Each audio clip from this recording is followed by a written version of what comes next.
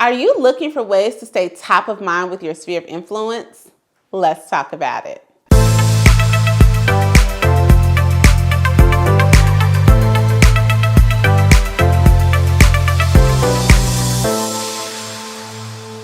Hey everybody, it's Rosemary Lewis, your real estate bestie, and today I am going to share with you one easy way to stay top of mind with your sphere of influence. But before we get into it, you already know what I need you to do, so go ahead and subscribe to the channel.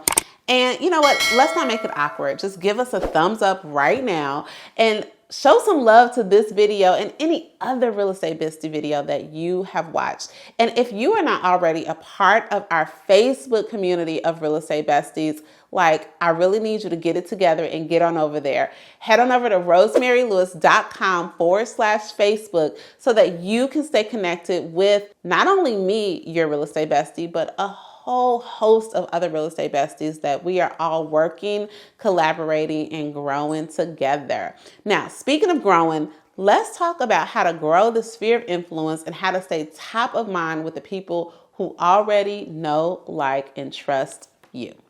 I will scream it from the mountaintops that one of my favorite things or my favorite ways to generate business is literally referrals that come from my sphere of influence. Now, your sphere of influence literally is anybody that you know, anybody that you are connected with.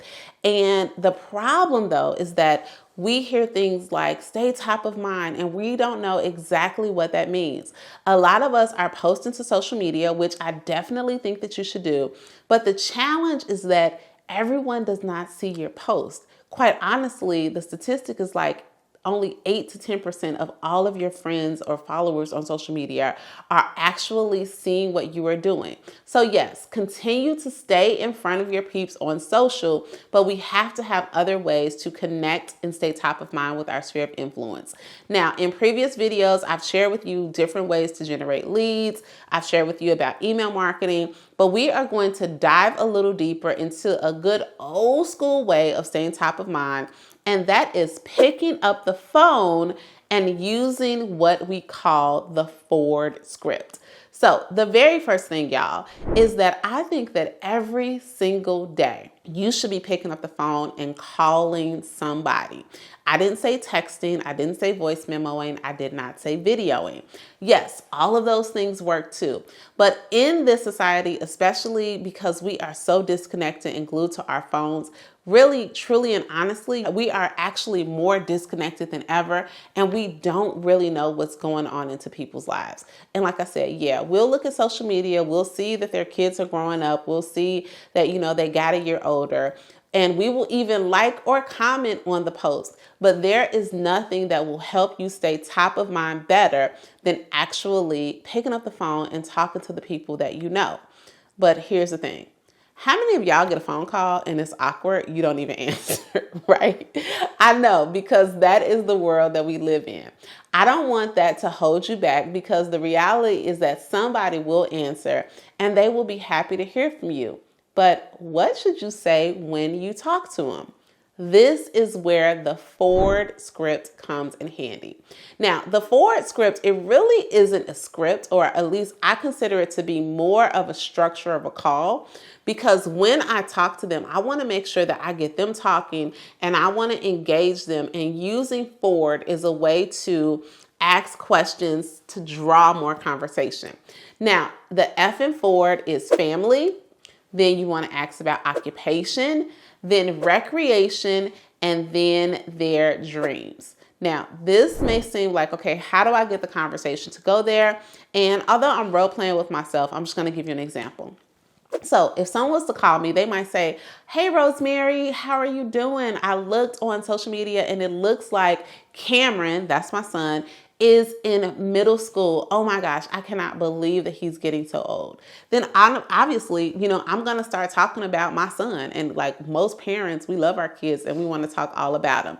That would give the person on the other end of the phone an opportunity to ask me about my extended family. Okay, how is your mama? How's your daddy? How do you get back to Chicago often? So just by opening it up, they can even use social media as a clue to talk about something that they know that's happening in my family, and then continue the conversation from there. Then we move on to the O.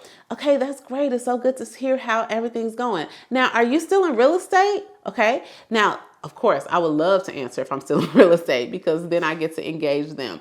But you can ask somebody, how's everything working? Last time that we talked, you were at the dental practice over on Main Street, or do you still work at Merck with such and such, or whatever? Find ways to ask them about their occupation. And if you don't remember exactly where they work, how are things going at work? How are things going with your business? And make sure that you ask, like, if they have a business or if they have a need, is there anybody that I can connect you with business wise? Who is your ideal client? I would love to refer someone to your dental practice. I would love to refer someone to your restaurant. So that's the way you go there. Then the next thing, R, for recreation. So have you all gone on any trips lately? What are the weekends like? Are y'all busy with sports? Just again, working it into the conversation. And the beautiful thing about the forward script is that you can overlap. You don't have to go in order, right? If they're talking about their kid and they're telling you that their kid now plays select soccer, then that is a way that you can talk about recreation. Okay, I know that your weekends are jam-packed with that. What else are y'all doing on the weekends, right? Are you still a concert person? Did you go see Beyonce? You talk about recreation. And then the last one can be a little bit harder to work in, but that's where you want to just find out what are their dreams, right? So let's just say someone told you, yeah, our weekends are really busy right now. This is just the season that we're in now that the kiddos are little. I can't wait till they get out the house. And then you can just say, oh, wow, when they get out the house, what are some things that you hope to start doing, when they grow up? Do you have any bucket list trips that you want to do, or any hobbies? And again, that gives you an opportunity to provide resources. You can follow up. You can send them, if they say one day they want to get to Portugal, you can send them an article on traveling to Portugal, or a YouTube video or something like that. And surefire, 9 times out of 10, when you call someone and you use the forward script, they're going to follow up with the same type of questions that you're asking them about you.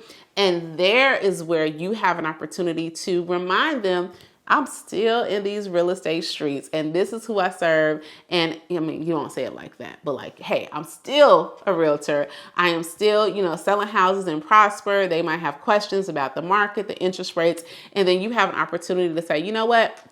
I know it's a lot of noise going on in the market, and people don't know whether they're coming or going. If you or anybody else has any questions, feel free to let me know. I'm here to help you. And as a matter of fact, let me send you a home equity report so that you can stay on top of your value. So using the forward script, y'all, is a wonderful way to stay top of mind with your sphere, because you are not just the name of someone who commented on the post, but when you saw that their kiddo went to middle school, or you saw that their daughter got married, or heck, if you saw they lost 10 pounds on keto, you actually picked up the phone, had a conversation with them, and now you are doing a much better job of building relationship. And when you build relationship, trust me, you are going to be the first person they think of when someone they know has a real estate need. Now, if you made it to the end of this video and you are not subscribed to my channel, how's your family? How's your job? What are you doing on the weekend? What are your dreams? Look, I want to know you. Just like I want to connect with my sphere, I want to connect with you. So make sure that you are subscribed to the channel. And you know what? Drop a comment, okay? Honestly, answer some of these questions for me. How is your family? How is work going? And what are your dreams for your real estate business? And always, y'all, if you ever have any questions and you're like, Rosemary, this was a good video, but I would love for you to talk about this, put it in comments, or you can go to rosemarylewis.com/ask, and you can ask me a question that I will answer on the Real Estate Bestie podcast, and we will play that here on YouTube. Win-win. So hope that you had a great week, and I'll see you soon.